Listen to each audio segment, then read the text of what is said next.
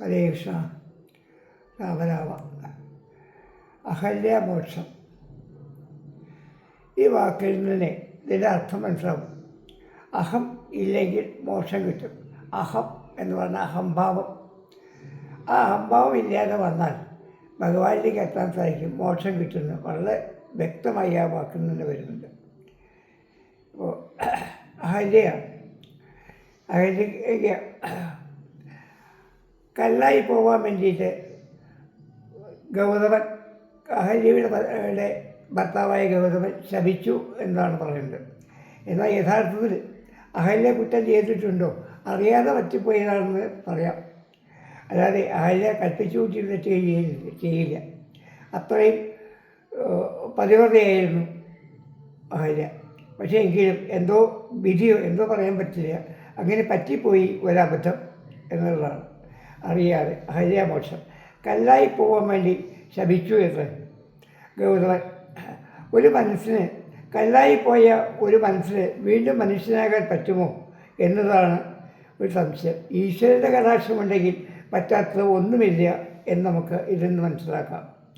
അഹല്യയുടെ കഥ നമുക്ക് നൽകുന്ന ഉത്തരം ഇതാണ്. ഗൗതമ മഹർഷിയുടെ ശാപം മൂലം കല്ലായിപ്പോയി മാറാനായിരുന്നു അഹല്യയുടെ വിധി. യുഗങ്ങളോളം വെയിലുകളും മഴയും ഏറ്റ് ഒരു ശിലയായി പാതയോരത്ത് കിടന്ന അഹല്യയ്ക്ക് ഒരു മോക്ഷം ലഭിക്കുന്നു. ശ്രീരാമചന്ദ്രസ്വാമി കാട്ടിൽക്കൂടെ പോകുന്ന സമയത്ത് അദ്ദേഹത്തിൻ്റെ പാദസ്പർശം മൂലമാണ് അഹല്യയ്ക്ക് മോക്ഷം കിട്ടുന്നത്.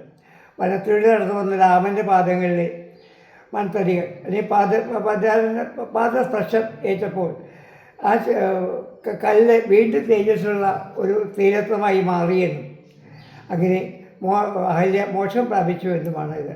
അതുകൊണ്ട് ഇത് നമുക്ക് മനസ്സിലാക്കാൻ പറ്റുന്ന ഒരു കാര്യം എന്താണെന്ന് വെച്ചാൽ, തെറ്റുകൾ പലരും ചെയ്തിട്ടുണ്ടായിരിക്കാം. എങ്കിൽ കൂടി പശ്ചാത്താപത്തിലൂടെയും ഈശ്വരകാരുണ്യത്തിലൂടെയും എത്ര വലിയ തെറ്റുകൾ ചെയ്താലും ഭഗവാൻ ഉണ്ടാകുക, പശ്ചാത്താപം നമ്മൾ ചെയ്യുക എന്ന് വെച്ചാൽ ജീവിതത്തിലേക്ക് നമുക്ക് തിരിച്ചു വരാം എന്നുള്ള ഒരു പാഠം ഇതിൽ നിന്നും ഈ കഥ നമ്മെ പഠിപ്പിക്കുന്നുണ്ട്.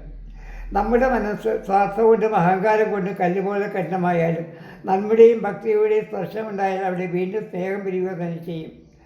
നമ്മുടെ ഇന്നലകളിലെ തെറ്റുകളല്ല, മറിച്ച് ഇന്ന് നമ്മൾ നേടുന്ന പുണ്യമാണ് നമ്മുടെ ജീവിതത്തെ ധന്യമാക്കുന്നത് എന്ന ഈ കഥയിൽ നിന്ന് നമുക്ക് മനസ്സിലാക്കാൻ സാധിക്കും. വിഷാരി.